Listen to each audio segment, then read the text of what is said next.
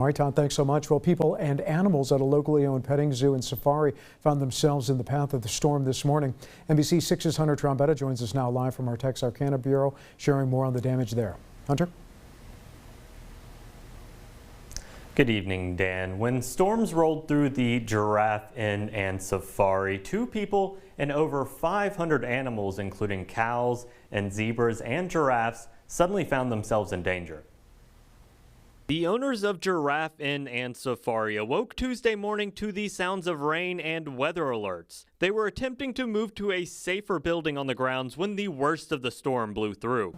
The power line came down right in front, and I didn't know if it was live. We couldn't see. The winds were sideways. It was crazy. Luckily, Tiffany, her husband, and their 4 dogs made it back inside safely, but the storm left a path of destruction in its wake. The structure, the fencing, their habitats, we've got to rebuild. The wagon that was part of the lodging, the sherp, all of that is gone. All of that is just total destruction.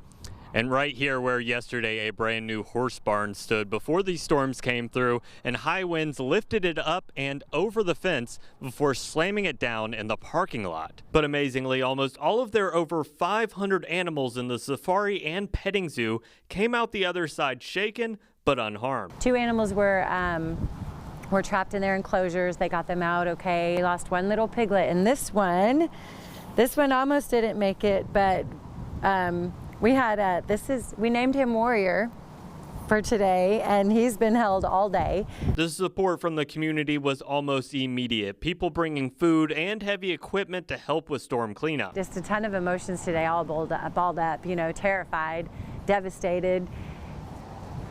Like, is everybody okay? And then, like, overwhelmed with gratitude right now. So it's been a lot.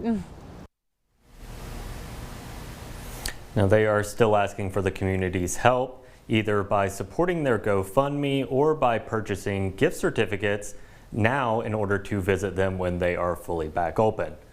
Reporting live in Texarkana, Hunter Trombetta, NBC 6 News. Something tells me the public will do just that. All right, Hunter, thanks so much.